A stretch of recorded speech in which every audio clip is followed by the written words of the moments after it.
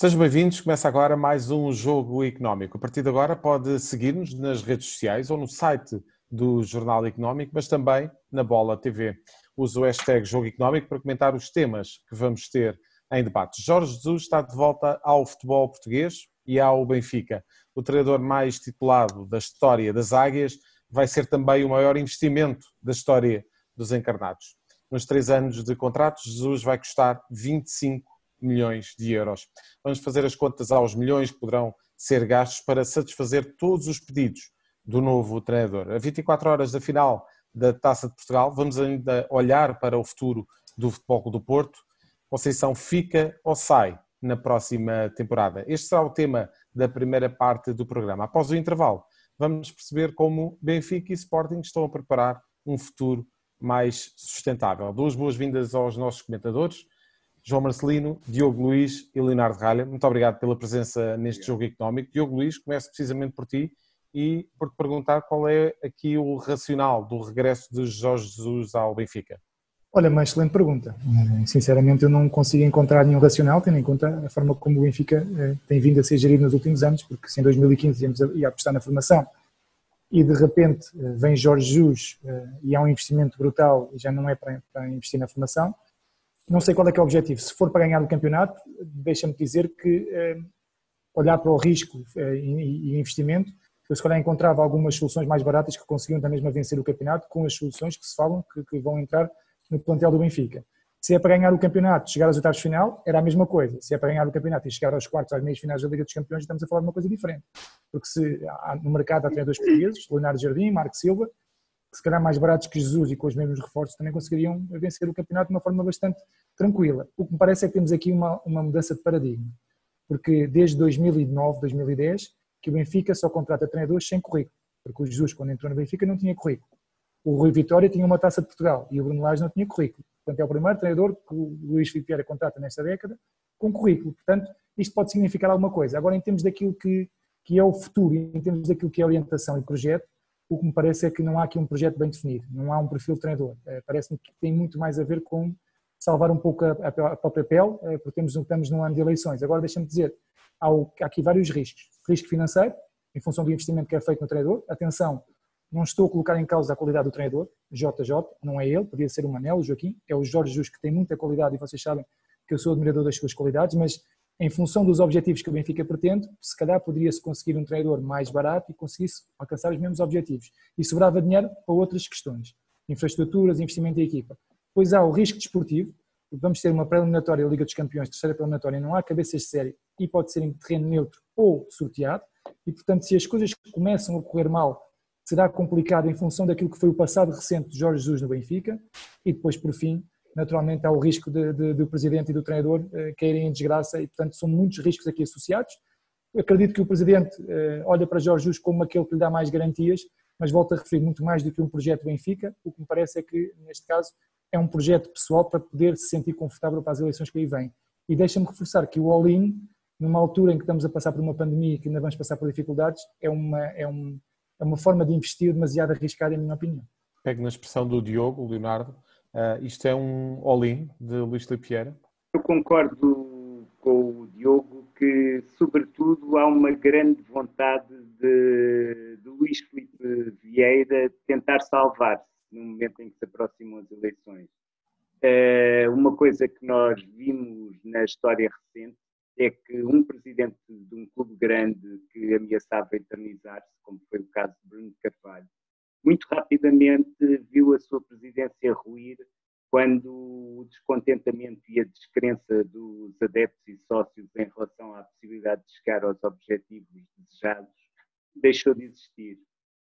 E no que toca a Luís Filipe Vieira, acho que isso está a acontecer, acho que há um medo claro e evidente de ver todo este seu legado esfumar-se.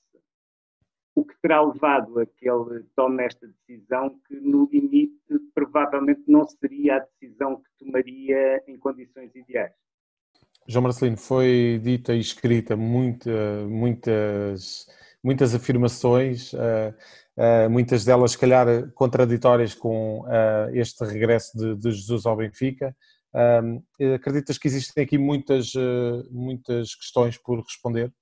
Muitas questões por responder. Olha, eu diria que há muitas questões a explicar. Agora, eu não podia estar mais em desacordo com o Diogo e com o Leonardo, porque eu acho que o presidente do Benfica escolheu aquele que ele considera ser o melhor treinador para o Benfica.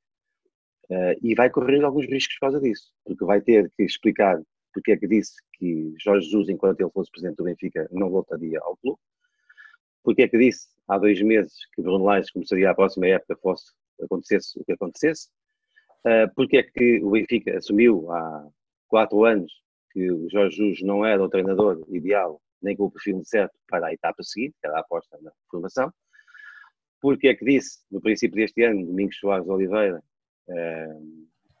que o Benfica tinha, obviamente, investimento no futebol, e porque agora porque é que já se desdisse há poucas semanas, e portanto, eu sinceramente acredito, e digo isto sem qualquer ironia, que Luís Filipe Vieira está convencidíssimo que vai ter sucesso com este treinador, e só por isso é que ele vai ter que passar no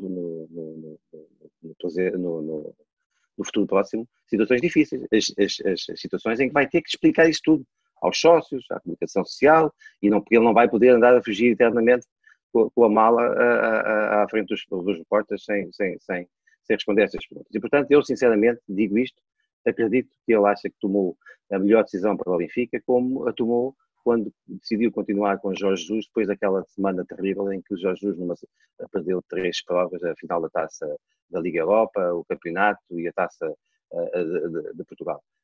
E isso, eu dou algum valor a isso, porque, sinceramente, eu acredito que ele teria mais a ganhar neste ambiente pré-eleitoral em escolher um homem que não dividisse tanto a massa associativa do Benfica, como é evidente que Jorge Jesus divide.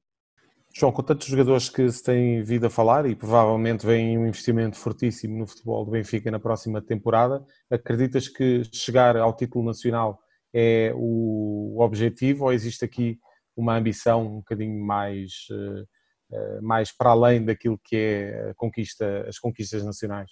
Eu gostava de pensar que os clubes em Portugal contratam os seus treinadores, os seus responsáveis, os seus quadros superiores, depois de definirem os seus objetivos e terem um plano. Eu não tenho a certeza que seja isso que se passa habitualmente em Portugal, e também não tenho a certeza que a escolha de Jorge Jesus tenha sido condicionada por um pensamento tão coerente quanto esse que eu estava a descrever. Agora, acho que sim, que o Benfica vai investir muito na próxima temporada, porque quer voltar a ser uma equipa europeia, que chega a finais europeias. É isso que está, digamos, na matriz do clube, e como sabemos, o Benfica já não é hoje o clube português com o melhor palmarés internacional. Esse clube é o Futebol Clube do Porto, tem 7 troféus internacionais, e portanto eu acredito que o Benfica tem esse objetivo estratégico. Agora, o primeiro passo dentro desse objetivo estratégico é sempre ser campeão nacional, porque, repara, num país em que os direitos televisivos não têm a dimensão que têm noutros mercados, os 42 milhões de diretos da entrada são muito importantes, sendo que a entrada rende sempre no mínimo cerca de 60 milhões de euros. Portanto, isso é uma verba tão importante que o Benfica e o Futebol do Porto e o Sporting não passam mal quando dinheiro não tem. Para o ano, felizmente para o futebol português, nós teremos 2 entradas diretas e mais uma ida às pré-eliminatórias. Portanto, o Benfica vai com certeza formar uma equipa com muita qualidade, com mais qualidade do que este ano, mas também não vai só comprar. Para comprar vai ter que vender. E eu estou convencido que vai ser difícil segurar os jogadores que têm mais mercado, como é o caso, por exemplo, do Rubem Dias. Muito bem, passamos então para o que é o oponente do Sport Lisboa e Benfica nesta final da Taça de Portugal, que se joga este fim de semana em Coimbra. Diogo Luís, Sérgio Conceição foi questionado sobre se iria ficar na próxima temporada, não quis adiantar nenhum esclarecimento, tem um contrato por mais uma temporada. Acreditas que esta é a altura certa para Sérgio Conceição sair ou para definitivamente fazer história como treinador do Futebol Clube do Porto? Deixa-me só esclarecer aqui um ponto. Eu concordo com o João quando diz que, para o Luís Filipe Vieira, o Jorge Jesus é o melhor treinador. A minha questão do all-in tem a ver com o facto de, para os objetivos que ele olha, que pretende para o Benfica, naturalmente é o campeonato de chegar aos oitavos de final da Liga dos Campeões, não era necessário possivelmente contratar um treinador tão caro. Conseguiria fazê-lo da mesma com um treinador com currículo e que tivesse a capacidade de vencer com os jogadores que lhes vão ser dados. Relativamente ao Porto, Diogo, deixa-me só dizer, o Benfica pode ter querido acabar com o recorde português na contratação do Ruben Amorim, portanto, pode ter sido só isso, não é? Só sobre isso, quer ficar em primeiro nos rankings todos. Relativamente ao Porto, o Porto está diretamente ligado ao Benfica. E a verdade é que o Porto, depois este ano, ganhou aqui um grande balão de oxigênio, que é o facto de, para o próximo ano, entrarem 2 clubes na Champions League diretamente. E, portanto, o Porto, o investimento que vai fazer este ano, já pode ter em conta esse facto, o que não tinha no último ano. E, portanto, mais vai de encontro à falta de estratégia, em minha opinião, que existe no Benfica, porque se havia um timing para investir, não era este ano, num ano de pandemia e num ano em que para o ano vão 2 equipas à Champions. Se o Benfica quisesse ganhar aqui algum balanço, já o devia ter feito no Penta, ou mesmo no último ano em que estava com condições melhores que os outros. Relativamente ao Sérgio Conceição, eu acredito que em função do trabalho que ele tem vindo a fazer, que é um trabalho fantástico, 2 títulos em 3 anos, e amanhã ainda pode vencer a Taça de Portugal. E atenção que o Porto teve sempre nas decisões também da Taça de Portugal, uma meia-final, salvo erro em uma final, e portanto esteve sempre próximo de poder ganhar esse troféu. Eu acredito que também lhe vão ser dadas as condições para que o Porto possa lutar frente a um Benfica, e portanto desse ponto de vista sabemos as dificuldades financeiras, mas lá está, tem a tal margem de entrar na Liga dos Campeões e para o ano, em função do investimento que for feito, e sabemos que o nosso campeonato vai ser jogado novamente entre 2 equipas, porque parece-me que o Sporting ainda não conseguirá acompanhar o Benfica e o Porto. Naturalmente o Sérgio Conceição sentirá capacidade para poder enfrentar o Jorge Jesus e o Benfica de Jorge Jesus e com as condições que lhe vão ser dadas.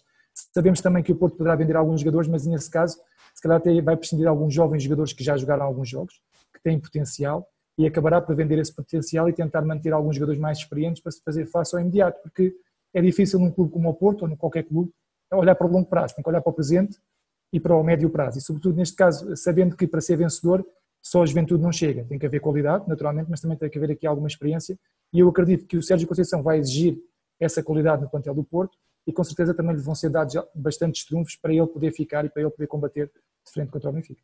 Leonardo, o Futebol Clube do Porto tem aqui uma situação que é precisar de fazer vendas e ter 6 jogadores que são importantes a terminar contrato na próxima temporada.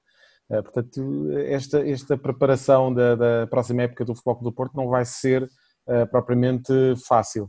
O Sérgio Conceição está preparado para mais esse desafio depois de ter tido alguns, como aquele primeiro ano em que não foi possível de todo investir na equipa? Eu diria que o Sérgio Conceição e estas conquistas que o Futebol Clube do Porto tem conseguido sob o seu comando são claramente títulos de autor, porque o Sérgio Conceição sabe muito bem gerir as situações complicadas. É um homem que sabe jogar muito bem com as cartas que lhe são dadas. E mesmo esta circunstância dos jogadores em final de contrato, de vários jogadores muito importantes para a equipa que falam abertamente de que chegou o momento de sair. Como o Danilo, não é? Por exemplo. Mesmo assim, eu tenho a certeza que entre o talento do Sérgio, entre uma boa geração da formação do Porto, que muitas vezes não tem um mediatismo que a do Benfica conseguiu agora, não tem um mediatismo que a do Sporting tem graças aos Figos e Ronaldos, mas que faz um trabalho muito bom e desde há muito tempo, e com uma grande formação de jogadores em posições-chave, grandes defesas centrais, bons avançados, também bons meio-campistas. Eu diria que o Porto terá condições para se manter dentro dessas circunstâncias negativas que tu apontaste. João, acreditas que o Futebol Clube do Porto, apesar de todas as condicionantes, tem a possibilidade de dar boas armas a Sérgio Conceição para a próxima época? Era bom para o clube que assim fosse, porque para o Futebol do Porto era importante que o Sérgio Conceição continuasse, mas o Sérgio Conceição, depois da final da Taça de Portugal, vai ter que fazer o seu balanço e vai ter que fazer as suas, olhar para o futuro e perceber o que é que aí vem. Já se sabe que o Benfica vai ter uma equipa com certeza muito mais forte que este ano.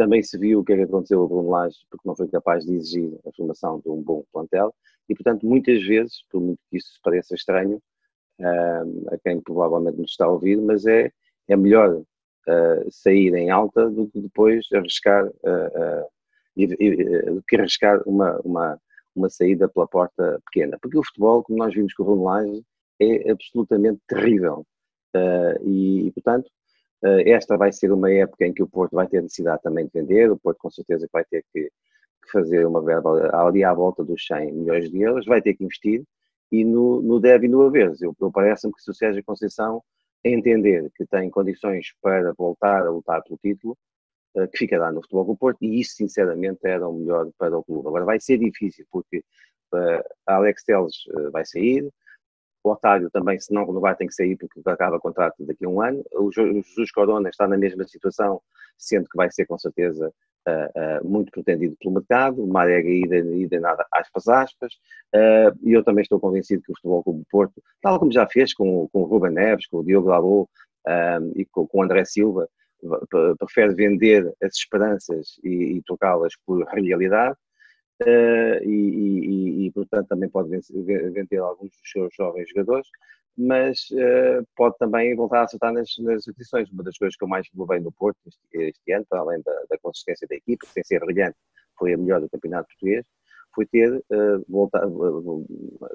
colocado mais 2 jogadores na alta roda do futebol europeu, que é o Luís Dias e o Mbemba. São 2 jogadores que não eram, um não estava no clube, o outro estava, mas que não vieram com muitas expectativas, e são hoje dois valores sólidos, e que são 2 jogadores que também terão com certeza nos próximos anos um mercado muito mercado. Portanto, concluindo e resumindo, não tenho a certeza que o Sérgio Conceição vá continuar, depende da leitura dele, mas acho que é o melhor para o Futebol do Porto que ele continuasse. Falámos então do que será o futuro de Benfica e Futebol Clube do Porto. Amanhã teremos em campo o presente destas 2 equipas. Já a seguir, vamos ver como é que Benfica e Sporting se estão a preparar para a transição energética. É já a seguir. Ações e obrigações. Investimento e poupança. BCE e FED. Resultados de empresas. Análise e gráficos. Analisamos isto tudo e muito mais todas as semanas no Mercados em Ação do Jornal Económico. Temos analistas de topo em estúdio e em direto de Londres, Washington e de vários pontos do globo. No Espaço Empresas convidamos líderes de negócios que marcam a diferença em Portugal e lá fora. Contribuímos ainda para a literacia financeira com a palavra da semana. Não percam Mercados em Ação nos sites e nas redes sociais do Jornal Económico. Estamos de volta neste jogo económico. O futuro já chegou à Luz e Alvalade. Vamos perceber nesta segunda parte como Benfica e Sporting estão a caminhar no sentido da transição energética. Vera Pinto Pereira, presidente da EDP Comercial, é a convidada deste jogo económico. Muito obrigado, Vera, pela presença neste programa. O que lhe pergunto é que intervenções foram feitas na Luz e em Alvalade e em outras valências destes clubes que lhes possa permitir uma poupança considerável na fatura da luz ao final do ano. Olá e obrigada pela oportunidade de estar convosco. Eu começo por dizer que é com uma enorme alegria que hoje o Sporting é mais verde e que a luz tem de facto outro tipo de iluminação, uma luz mais eficiente. Que não verde, não é? Que não verde. Não verde. Mas é de facto um passo importante em frente, quer no sentido da descarbonização, quer no sentido da eficiência energética e, como disse bem, a geração de importantes poupanças para estes 2 clubes. Portanto, ambos são nossos parceiros de energia, são parceiros de longa data e com ambos demos um passo no sentido precisamente da maior sustentabilidade daquilo que são os seus projetos de energia. Isso passa por 3 grandes frentes. Primeiro, a instalação de painéis solares. No Benfica instalámos uma central fotovoltaica com 1.200 painéis solares, e isto é muito significativo, não apenas pela poupança de cerca de 20% por ano que permite ao Benfica ao utilizar esta energia consumida, mas também pela poupança de uma emissão de mais de 200 toneladas de CO2 por ano. No caso do Sporting, a instalação também é na Academia de Alcochete, com a instalação de cerca de 600 painéis solares, o que permite também evitar a emissão de 144 toneladas de CO2 por ano. Portanto, um passo no sentido da descarbonização e, obviamente, com reduções na fatura energética de cada um deles.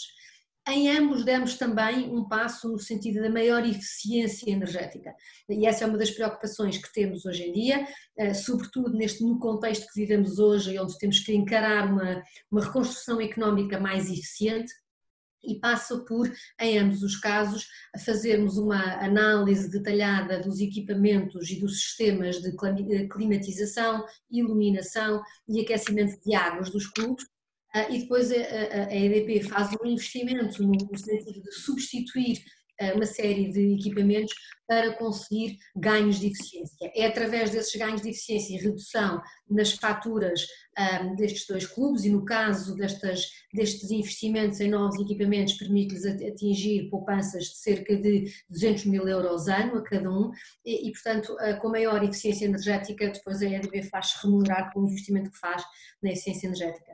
Por fim, e porque hoje vivemos um mundo de tudo movido a energia elétrica, incluindo na mobilidade, e aliás passa a mensagem importante que em junho as vendas de veículos elétricos, ao contrário dos veículos a combustão, cresceu face a junho do ano passado e hoje representam mais de 10% das vendas de novos veículos.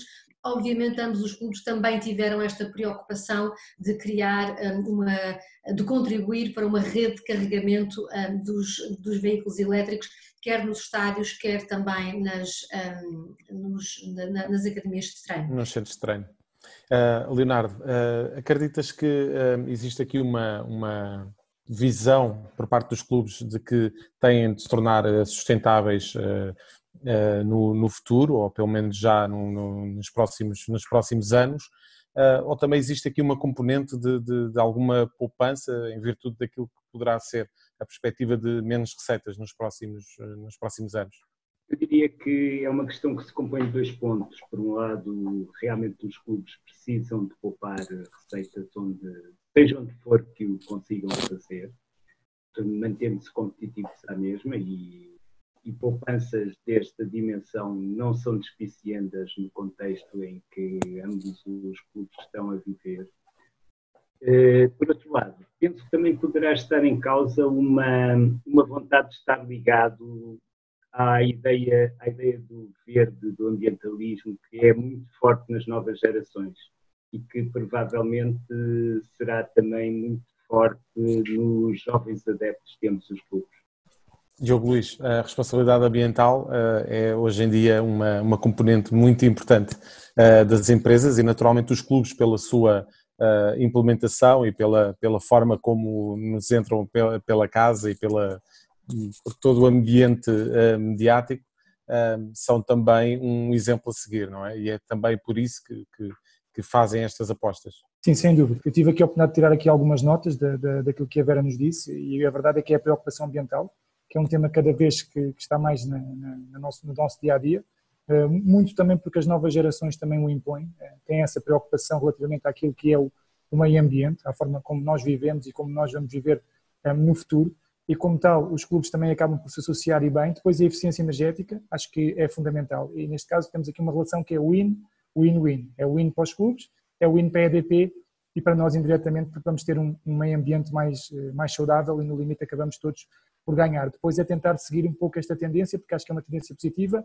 Os associados, os sócios, seguem muito aquilo que os clubes vão fazendo, vão um pouco atrás das ideias dos clubes, e neste caso parece-me que é uma ideia muito positiva, muito mais do que o impacto direto que tem nas contas, porque apesar de haver alguma poupança, eu acho que é irrisória neste caso, mas não deixa de ser algo palpável e que os clubes também conseguem sentir, e portanto desse ponto de vista parece-me que se junta aqui o útil ao agradável. No caso do Sporting, se pode juntar aqui o slogan, que é a energia verde. No caso do Benfica, infelizmente não conseguem, não há energia vermelha, mas no limite é verde, é o tapete, é a relva, é o meio ambiente, e acabamos por também conseguir criar aqui algum slogan que seja positivo, mas acima de tudo a ideia que fica é que é algo positivo para todos, e portanto desse ponto de vista temos que dar o devido realce e interesse, e por que não também passar essa mensagem para a restante sociedade, Portugal, e nós temos tantas e tantas condições para tornarmos o nosso meio ambiente mais saudável, porque felizmente temos muitos recursos naturais e acho que é importante também termos esse cuidado, não só para o presente, mas sobretudo para o futuro. João Marcelino, este é de facto um passo absolutamente inevitável, não é? Para estes clubes. Para o Sporting ou para o Benfica? A todos. Não, vamos lá ver. Eu passo por cima das poupanças que os clubes vão fazer, porque eles arranjaram forma de gastar esse dinheiro rapidamente noutra rubrica qualquer. Eu dou mais valor daquilo que é a transformação da cidade. Aliás, essa é uma das prioridades agora da nova Comissão Europeia, a transformação da economia, descarbonizá-la, torná-la mais verde, e isso é uma coisa com a qual, enfim, qualquer pessoa com o mínimo de cultura estará de acordo. Nós temos uma economia muito assente nos combustíveis fósseis e isso obviamente tem que mudar. Portanto, os clubes associam, só vejo, neste caso só vejo coisas positivas. A única coisa que eu vejo negativa é as palavras do Diogo. Estava um bocadinho desconfortável com a energia dele no estado da luz, mas vai ter que se habituar a isso. O sinal verde é para acelerar. É inevitável. É inevitável. Ela é vermelha da EDP. Exatamente. Vera, a área das energias renováveis foi uma das grandes vencedoras nesta negociação do Fundo de Recuperação que tivemos esta semana. Até que ponto é que mais clubes e outras instituições poderão também fazer esta transição nos próximos anos? Na verdade, nós queremos ser, de facto, o parceiro de qualquer família e empresa que queira fazer esta transição energética. Uma transição energética é absolutamente urgente. Nós, como país e a Europa, assumiu um compromisso com a descarbonização muitíssimo ambicioso e que, na verdade, apenas será cumprido se acontecer o que aconteceu nos últimos 3 meses, tudo mantendo-se igual, só conseguiremos cumprir se pararmos a economia como parámos nos últimos 2 a 3 meses. E essa claramente não é a solução. Portanto, temos que encontrar soluções que nos permitam continuar a operar, termos aqui uma forte recuperação económica, alavancando em cima daquilo que são estas ferramentas para a transição energética. Nós hoje em dia já somos a escolha de 4 milhões de famílias, mas também de 260 mil empresas. E os clubes de futebol são obviamente também um dos parceiros que nós gostaríamos de ter nesta missão de tornarmos o planeta mais verde, mais sustentável e obviamente mais eficiente, porque à medida que eletrificamos o consumo, e é curioso quando olhamos para o consumo energético, aquilo que se tem visto é uma estabilização e não um crescimento do consumo de eletricidade na Europa. Isto porquê? Porque associado a uma maior eletrificação do consumo está também um esforço grande de ganho de eficiência energética para compensar esse efeito. E, portanto, eu estou em crer que se continuarmos a desenvolver este tipo de serviços e nós no último ano, neste tipo de projetos, como fizemos com estes 2 grandes clubes, crescemos cerca de 22% na nossa base de clientes corporativos, este tipo de projetos no último ano e, portanto, eu gostaria muito que outros clubes viessem também a aderir a isto. Devo dizer que, obviamente, ou de forma que também muito me alegra, porque nesta matéria não há cor clubística, mas somos também fornecedores de energia e de um sistema de medição de consumos do Futebol Clube do Porto, somos também fornecedor de uma central de painéis do Estádio do Paços de Ferreira e, portanto, aqui a nossa veia futebolística está a pulsar com imensa força e queremos continuar este tipo de projetos. Vera, conhece-se as dificuldades dos clubes portugueses em termos daquilo que é a capacidade de gerar receitas? Enfim, falando aqui daquilo que são, daquela que é a maioria dos clubes em Portugal, o que lhe pergunto é se implementar este tipo de projetos sustentáveis se cabe, se é possível para o bolso de todos os clubes ou se tem que haver aqui uma adaptação. É precisamente com essa preocupação que hoje em dia a EDP se apresenta como um parceiro e não um simples fornecedor neste tipo de soluções. E, portanto, à semelhança daquilo que foi feito com estes clubes e com muitos dos nossos clientes, a forma como nós estruturamos este serviço é que ele passa por um investimento que a EDP assuma 100% à cabeça e depois a EDP faz-se remunerar ao longo do tempo, nos anos que seguem, das poupanças que são partilhadas entre o cliente e a EDP. Portanto, isto faz com que os custos de entrada e de adesão a este tipo de soluções sejam de facto muito baixos para um qualquer cliente, para um qualquer clube de futebol. É efetivamente um investimento que a EDP assume e depois faz-se remunerar partilhando a poupança com o clube, que tipicamente vai beneficiar de reduções na sua fatura de energia, na componente de energia, em torno dos 20, 25, 30%, e a EDP colhe também uma parte dessa poupança em cima disso. Estamos já no final então desta segunda parte, mas ainda lhe queria perguntar, Vera, se este tipo de transição, isto que estamos a falar, da transição energética, se passa apenas pela instalação de painéis e a capacidade de ter veículos elétricos a deslocar-se pelos centros de estágio, ou se existe aqui também um processo gradual? É um processo gradual, faz parte. A própria adesão à mobilidade elétrica exige uma alteração de comportamentos por parte de todos nós. Há uma grande ansiedade associada à compra de veículos elétricos, tipicamente naquilo que tem a ver com onde é que eu vou carregar o carro, será que tenho autonomia suficiente, onde é que eu vou encontrar uma solução de carregamento e, portanto, reduzir essas barreiras à ansiedade é algo que nós encaramos como missão também da EDP neste caminho, para reduzir essa ansiedade, como é o caso de uma app EVX, por exemplo, para precisamente reduzir essa ansiedade e permitir que as pessoas mais facilmente entendam o valor e a comodidade deste tipo de produtos e serviços. Tem já a EDP Comercial já tem outros projetos em andamento com algum clube em Portugal? Com este tipo de configuração, como temos com o Sporting e com o Benfica, não temos ainda, portanto são projetos muito abrangentes, ambiciosos e que cobrem de facto todas as frentes da transição energética, o solar, a mobilidade e a eficiência da iluminação, da climatização, das infraestruturas. Portanto, acho que são projetos emblemáticos que merecem ser partilhados e celebrados. Estava a tentar perceber se o Futebol Clube do Porto poderia também adotar essa energia verde. Fica a observação. Vera, muito obrigado pela presença neste jogo económico. Já a seguir ficamos com as escolhas de João Marcelino, Diogo Luís e Leonardo Ralha. É já a seguir. Estamos de volta para as escolhas da semana. Leonardo, começo contigo. O teu número desta semana é o 22. O número é o 22 e é o 22 de outubro, que é quando começa a fase de grupos da Liga Europa. E sendo a Liga Europa uma competição secundária e pouco apetecível e que não enche os cofres de nenhum clube, continua-me a parecer um dos factos mais perturbadores desta reta final de campeonato, a extrema displicência com que se deu a luta pelo terceiro lugar que garante esse acesso direto à Liga Europa. Penso que os principais envolvidos, Sporting e Sporting de Braga, demonstraram uma capacidade de falhar e uma fraqueza estrutural em relação a esse objetivo realmente estarrecedoras. E no limite, se calhar esse dia 22, que dá muito jeito para a preparação da época,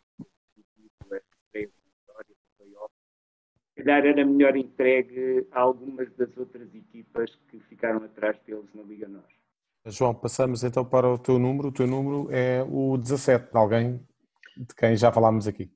Sim, mas agora o campeonato terminou, acho que está na altura de escolher o melhor jogador da Liga e para mim foi, sem dúvida nenhuma, o Jesus Corona. Um jogador que pode ser defesa direito, médio direito, extremo esquerdo, jogar à frente, atrás do avançado, enfim, talvez não tenha altura para a baliza, de resto pode fazer todas as posições do campo de futebol, foi o jogador mais brilhante deste campeonato. Seria bom, para quem gosta de futebol como eu, que ele não abandonasse a nossa liga no próximo ano, vamos ver se isso acontece ou não, mas é justo dizer que ele foi o jogador mais brilhante e eu gostaria depois para o acompanhar de eleger mais 3 ou 4, um deles o Ricardo Horta do Braga, o Paulinho, como revelação o Trincão, jogador fantástico. A Liga Portuguesa mostrou-nos muitos outros bons jogadores, como por exemplo o Uros Racic do Famalicão. Foi uma liga que as pessoas acham que foi má, porque efetivamente o Benfica e o Porto tiveram plantéis com menos qualidade do que tinham há 4 e 5 anos.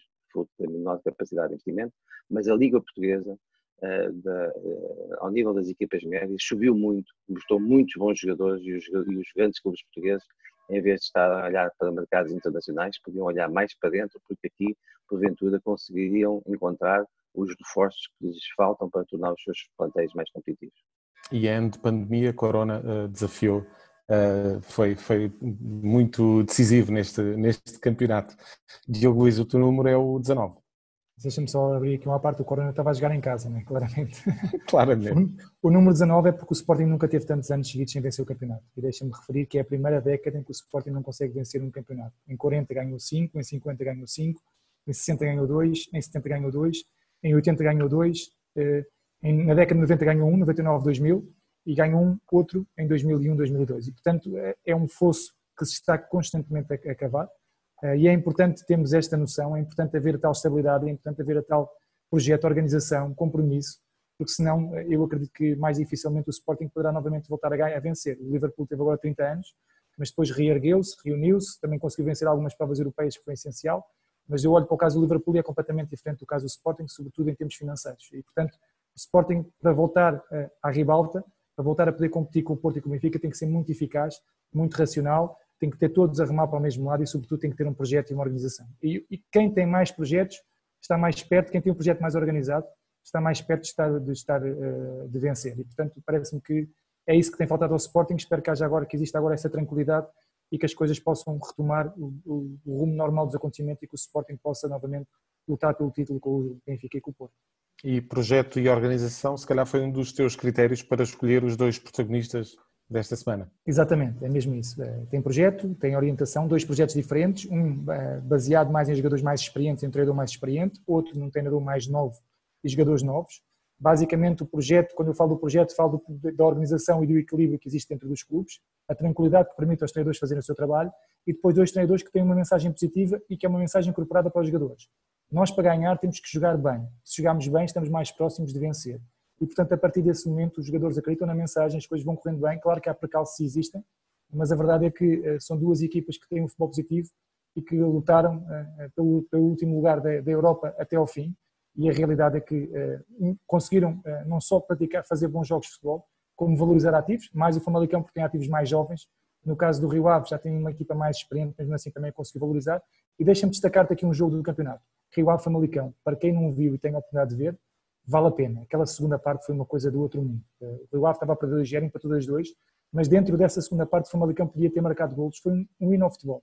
É uma pena termos este tipo de espetáculos com os estádios vazios. Isto foi antes do Covid, mas a verdade é que estamos a falar de duas equipas que praticaram do melhor futebol, com personalidade e sem os argumentos que outras têm, que podiam demonstrar e que podiam valorizar mais a nossa competição. E, portanto, vai aqui a minha valorização para estes dois projetos, não só pela tranquilidade e organização e objetivos que têm, mas depois também porque souberam escolher as pessoas indicadas para gerirem esses projetos. E acho que isso é fundamental. É o tal perfil que falávamos há pouco e que o João também falava, há um objetivo, há uma organização e dentro desta organização vamos encontrar a pessoa que tem o perfil ideal para poder seguir o nosso projeto.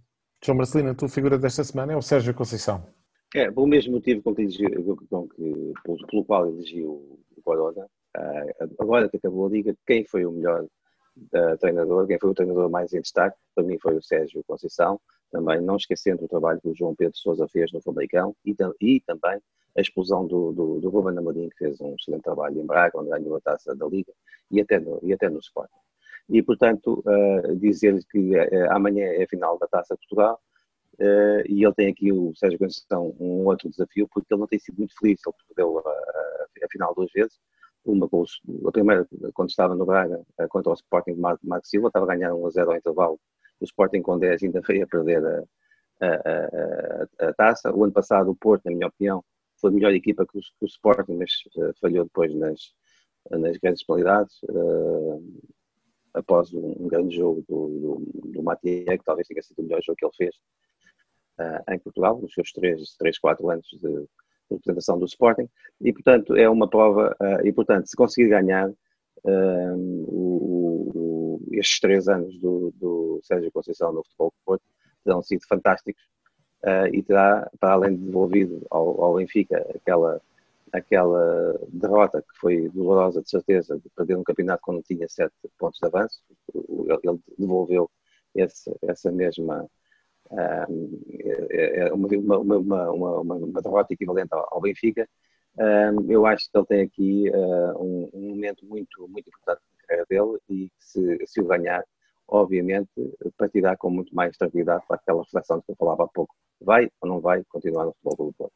Leonardo, terminamos à esquerda com um dos jogadores que foi uma revelação nesta ponta final do campeonato. Eu vou apontar o Nuno Mendes, o jovem lateral esquerdo do Sporting, que foi um dos muitos jovens jogadores que aproveitaram esta fase de pós-confinamento para se imporem nos respectivos plantéis.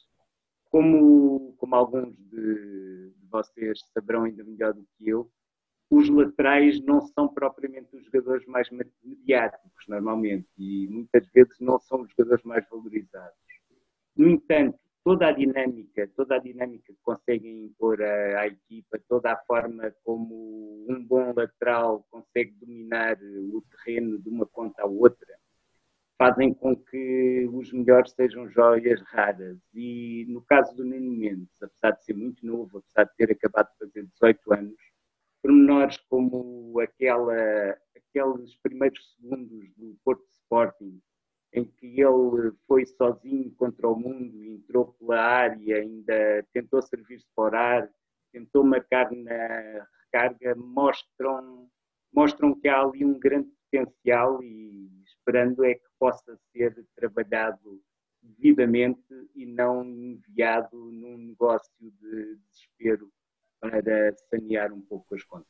Leonardo Ralha, João Marcelino e Diogo Luís, muito obrigado pela presença neste Jogo Económico. Voltamos para a semana com os números que contam dentro e fora das 4 linhas. Até para a semana.